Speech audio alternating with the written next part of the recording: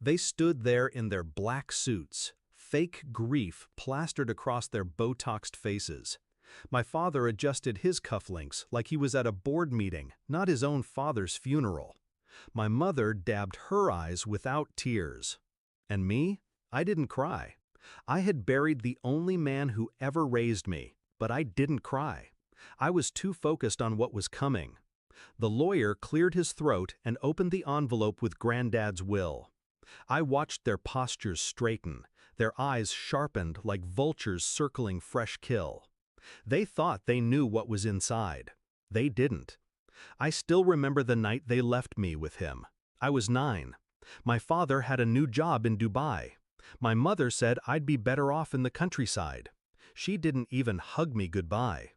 Grandpa opened the door that night barefoot, hammer in hand, grease on his face. He looked at me, then at them, and said, "Leave the boy, no questions." He didn't believe in asking why people left.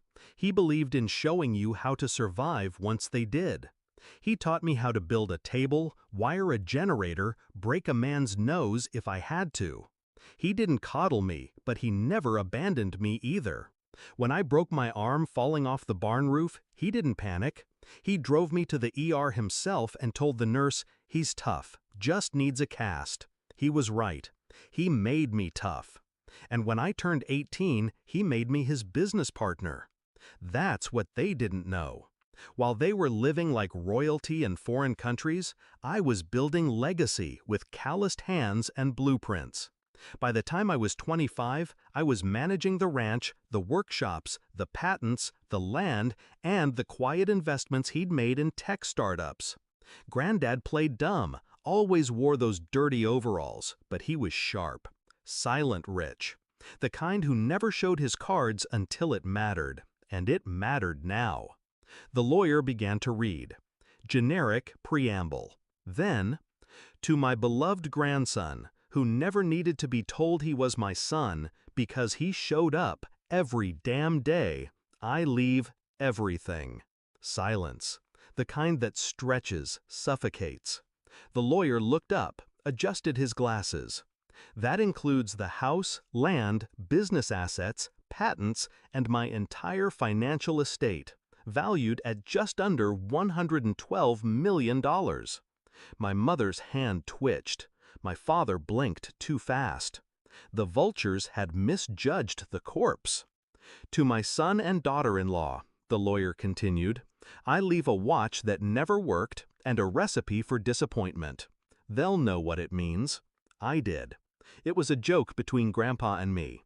Every time they called, once a year, asking for money, he'd wind that broken watch and say, "Guess what time it is? Time to disappoint them again." Now it was official. They started to protest. My father rose, voice cold, measured. There must be a mistake. No mistake, I said, standing up, finally meeting his eyes. For years, you didn't visit, didn't call. You only came back for this. You manipulated him, my mother snapped. He was old. I stepped forward, calm. Old doesn't mean stupid. He saw who showed up and who didn't. She turned red. We were building a future. You abandoned your son, I cut in, and left him with a man you thought was nothing more than a rusty wrench. That wrench built an empire. With me. My voice didn't rise. I didn't need it to. I'd already won. I walked out before they could say more. Let them drown in their own silence. I drove back to the ranch, parked under the old oak tree where Grandpa used to drink his coffee. I sat in his chair. The leather still warm from the sun. Birds chirping like nothing had changed. But everything had. I remembered being 9, the first time I held a nail gun. My hands shook. He didn't say, "You're too small." He just said, "Aim straight, don't flinch." I didn't flinch today either. I could have rubbed their faces in the money. I could have sued for abandonment. I could have banned them from the funeral altogether.